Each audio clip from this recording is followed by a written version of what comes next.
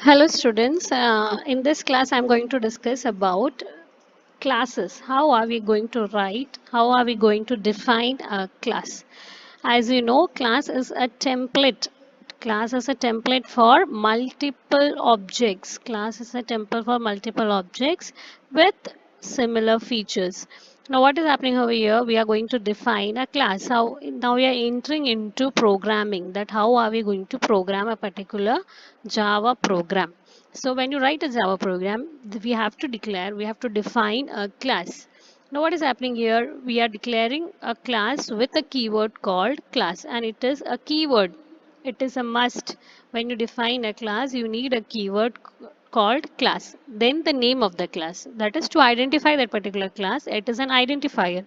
So a class name is the name which you are giving to the class, and inside the curly brackets you are declaring the variables. Variables, as you know, you can have n number of variables, as well as methods. Here I am giving the method. How we are declaring it? You have type, method 1, method, parameter list, body of the method. Parameters list is, you know, what are the arguments which you are giving inside the method. So in a class you will be having variables which is known as data members, and you will be having functions which is known as member functions. So this is how you declare a particular class. The curly brackets is open over here and it been closed over here.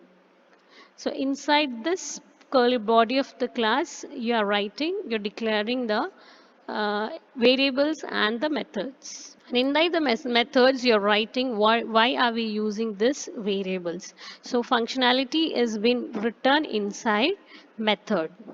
Now what is happening over here? As I said, the variables and data which you're declaring inside a class is known as your instance variable. And the methods which you're been declaring inside the class is known as member functions. Both the data, your instant variables and the member functions are members of a class. They are member of a class because they are all clubbed up inside a particular class. So I'm taking an example of a box. We have a class box which have width, height and depth. You know, the when you see the properties of a box, you can understand that you have width, height and depth.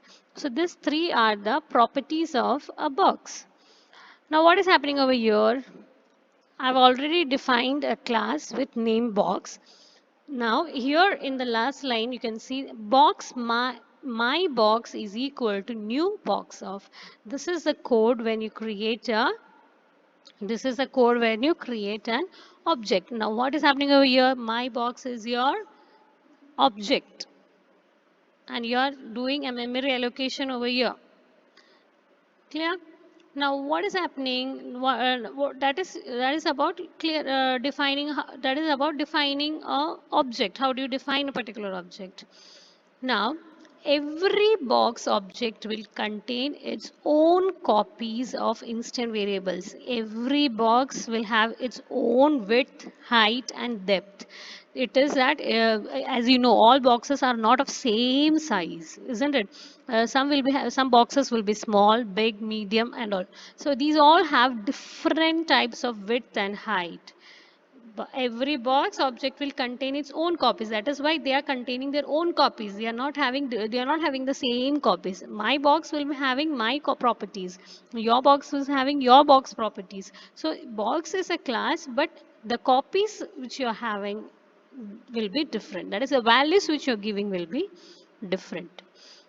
Now here I'm declaring a class. I'm declaring a object over here. Now I'm clearing an object over here. Once you have created class, the class is a data type. As you know, it is a user defined data type. Now once you have declared a class, then the second step is coming is you have to dynamically allocate an object. So that is for how do you dynamically allocate a memory? You use the new operator. When you write a new operator, you're allocating memory. You're allocating memory for that particular object. Clear? So here is an example. Box, my box. Box is a class name. My box is an object. This is just a declaration of an object. You're just declaring an object over here. in my this line declare reference to object is a line which tells you that you're declaring just an object. Here when you write the next line, my box is equal to new box of, when you write it, it is that time, at that moment only, what is happening, you're telling to the memory that you need some space for, you need some allocation, that is you need some memory space for that particular object. Clear? So it is shown in this particular diagram. Image you can see. That is box, my box. When you just give a declaration, what is happening over here? It is null. The value it is given is null. The space, you don't need a space. You're just telling that you have a object called my box. And it's nothing there inside it. The next line when you write my box is equal to new box of, when you give that, then what happens? My box object will contain 3 properties inside it. So in the memory, you need some space. So memory allocation is only done when when you use new operator. When you use new operator, then only you can create an object. You're not creating an object, that is you're allocating memory for that particular object. So first, nothing else. First is that you declare, first line will tell you that I'm going to use an object called my box. It's just that.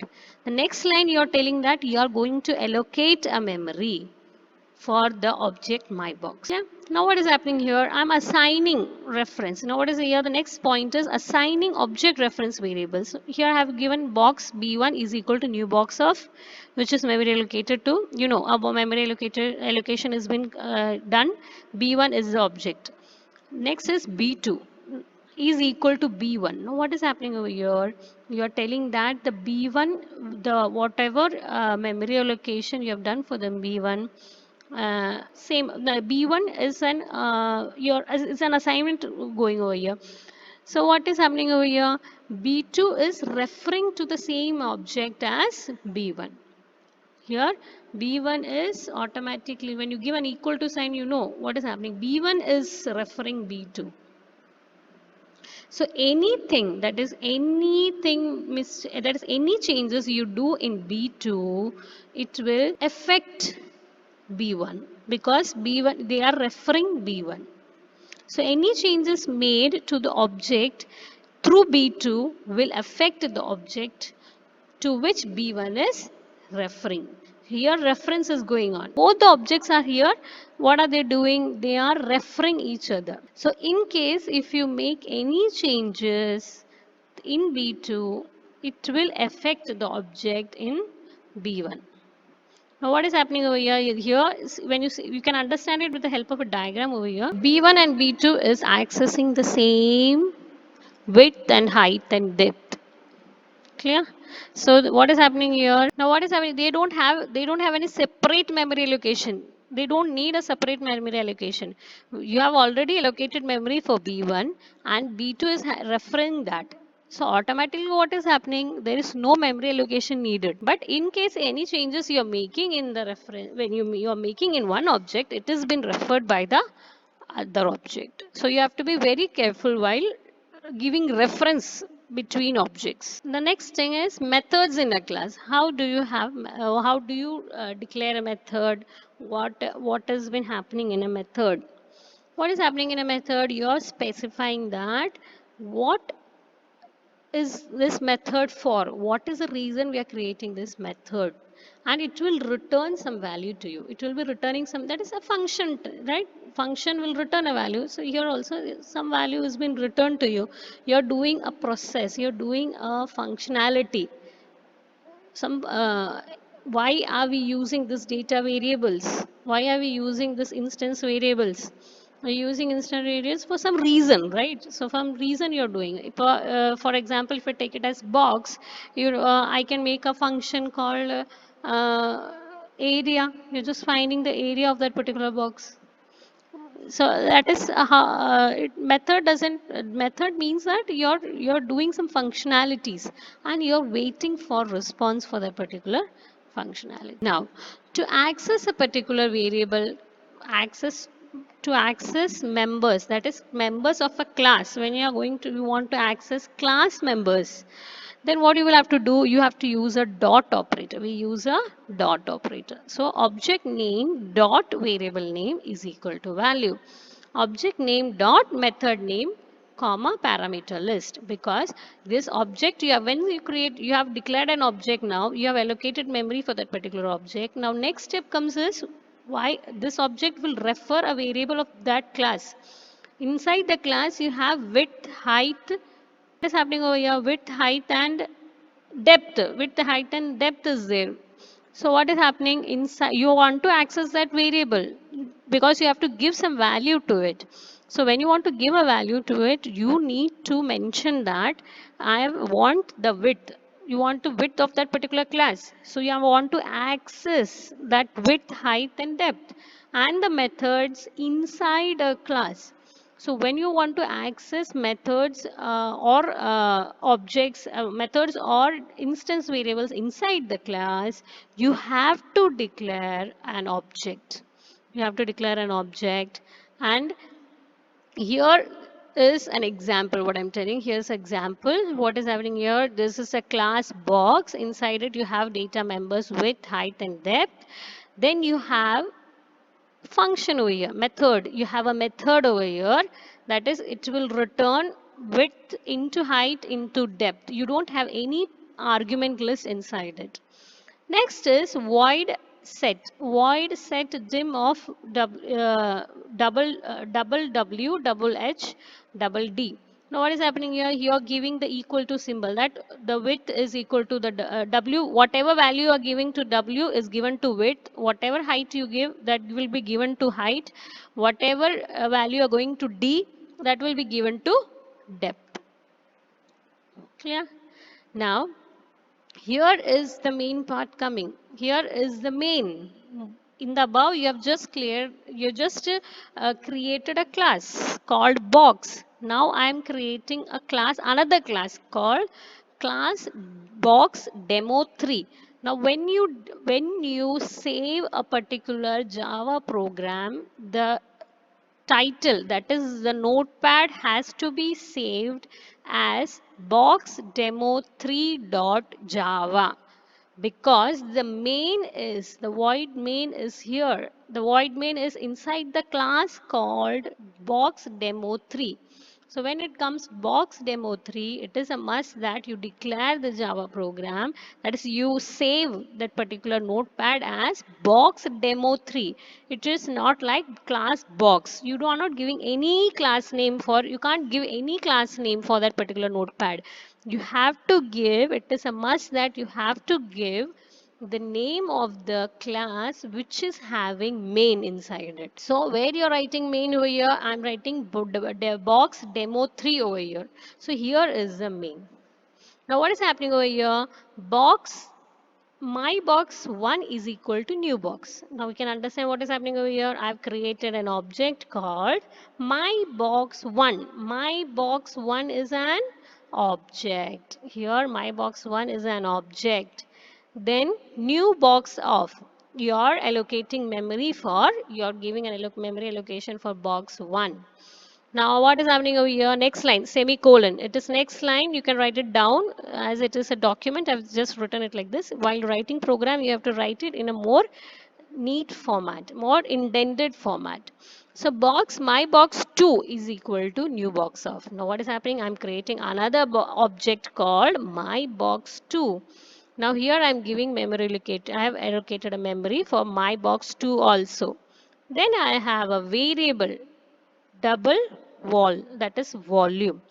Then what is happening over here? My box 1 dot set dimension bracket, you have given 10 20 15. Listen carefully. What is happening over here? I'm given the parameters. I'm given the value for width, height and depth inside the main function, inside the method of, see the method is over here, set dim.